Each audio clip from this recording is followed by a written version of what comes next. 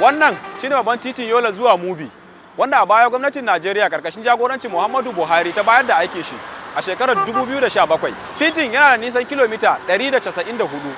To sai dai an samu matsala wajen gudanar da wannan aikin, domin da dama daga cikin al'umma suna korafin cewa an samu jan kafa wajen aiwatar da shi. To shin ina matsalar take? Sai a biyo mu domin ganin yadda aikin yake tafiya da ma jan kafa da ake samu a wasu wurare. Hanyar na da tsawon kilomita 194 da kuma faɗin kafa 40, wadda a shekarar 2017 zamanin tsohuwar gwamnatin shugaba Muhammadu Buhari gwamnatin tarayya ta amince da kashe naira biliyan 21 da miliyan 841,578 domin sabonta wannan hanyar, kuma kamfanin Vision ne ke da alhakin wannan aikin. Shekara 5 bayan da gwamnatin tarayya ta bada aikin wannan hanyar, kamfanin ya gaza kammala ko kashi 30 cikin 100 na aikin. Hakan ne ya sa shekarar 2022 gwamnatin tarayya ta yi barazanar kwace kwantiragin hanyar, kamin daga bisani gwamnatin shugaba Buhari ta ƙara kuɗin kwantiragin a ranar 22 ga watan Yuni shekarar 2022 zuwa naira biliyan 29 da miliyan 826,449 da kuma ƙarin wa'adin watanni 24 domin kammala aikin. Yayin wannan tafiya zuwa garin na Mubi, mun yi ta cin karo da motocin gyara hanya mallakar kamfanin Vision da fasassun titi da ke nuna alaman ba a jima da aikin wuraren ba, to sai dai wuraren da aka gyaran kaɗan ne. Har zuwa yanzu direbobi na ɓarje gumi a yunkurinsu na zuwa garin na Mubi, cibiyar kasuwancin jihar Adamawa. A wannan yanayi na rashin kyawun wannan hanyar, Malam Ismaila mai bukata ta musamman da muka ci karo da shi na daga cikin 'yan sa-kai da suke toshe ramuka domin sauƙaƙa wa direbobi. To kamar me yasa kake wannan aiki? Ina taimakon mutane. Kana taimakon mutane? Kai ma kana ga akwai wani gudunmawa da kake bayarwa sosai na cike wannan hanya? Akwai. Gudunmawa? Kamar akwai wuraren da ka toshe ne? Akwai diya. Wanda ka tattoshe? Ta cinan ba. Ta cin gari. Ka ci tattoshe? Duk taimakon mutane na nema. Shi yasa ka zaɓi yin aikin? Don ka taimaki mutane? Yawa. Masu kallo kamar yadda kuka kallo a yanzu haka ina tsaye ne a mararraban Mubi da ke a nan arewacin jihar Adamawa. Kuma wannan hanya da kuke kallo ya fito ne daga birnin Yola, sannan kuma nan da kuke kallo a bayana hanya ne da ya fito daga ƙananan hukumomin Micika da kuma Madagali. Wannan hanyar da ya miƙe shine zai kai ku zuwa cikin garin Mubi, wanda shine cibiyar kasuwanci a nan jihar Adamawa, kuma birni na biyu mafi girma bayan fadar gwamnatin jihar Adamawa. Mubi ya shahara da harkar kasuwanci, to sai dai kash hanyar wannan gari yana fama da matsaloli, inda wasu ma suke kwatanta hanyar tafiya wannan gari a matsayin tarkon mutuwa saboda lalacewarsa da ya yi shekara da shekaru.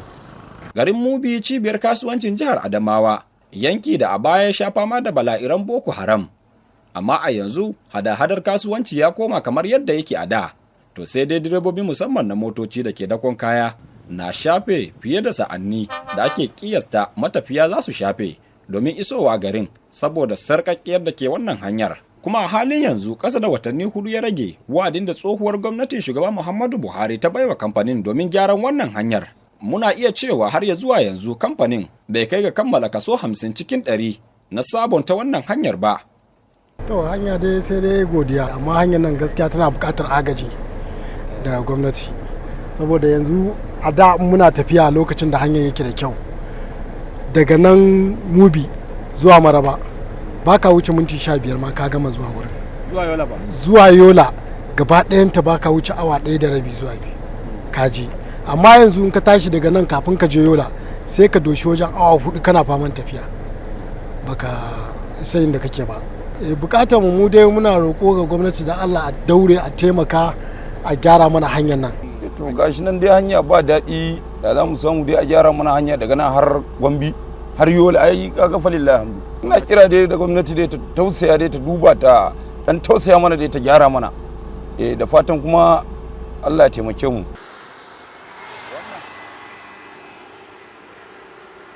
A nan mun iso mashigar garin Mubi wadda ake wa lakabi da Sabon Dale. Daga birnin Yola mun kwashe tsawon awanni 4 da rabi kafin mu iso wannan birni. Amma wasu bayanai sun bayyana cewa da a ce hanyar nan yana da kyau, da ba zai wuce mu kwashe tsawon awa 2.5 ba ya kawo mu wannan gari. Akasari mutanen da muka tattauna da su sun yi korafin cewa gwamnatin tarayya ya kamata ta waiwaye su, ganin cewa an zo an ida wannan kwantiraki da aka bayar na gyaran wannan hanyar. Bisa rashin gyaran shi ya sa mutane da dama suna fama da wahalhalu kafin zuwan su birnin Yola. Sani Hamman Adama Fabulous ɗan kasuwa ne da ke garin Mubi, kuma ya ce suna tafka hasara lokuta daban-daban saboda lalacewar wannan hanyar. A cewarsa a baya sun yi ta yunkurin matsin lamba domin ganin an kammala wannan hanyar, amma hakan ya faskara. Gaskiya ba kaɗan ba, ba ƙaramin tashin hankali hanyar nan ya kawo mana ba. Shi ɗan kasuwa yana so ya sayi kayansa, ya tura, ya tafi, ya sake dawowa, kuma kayan nan da za a yi hanyar nan bai wuce a yi tafiya na awa 2 ba, yanzu sai kusan kayi awa 5.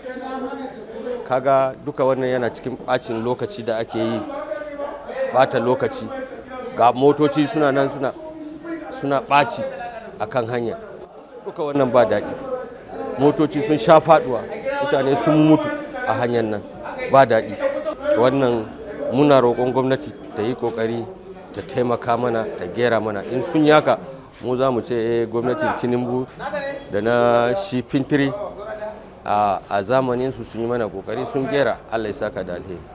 Masu ta'ammali da wannan hanyar sun shafe shekaru 7 suna jiran kammaluwarsa, wadda gwamnati ta tsara kammaluwarsa cikin shekaru 2.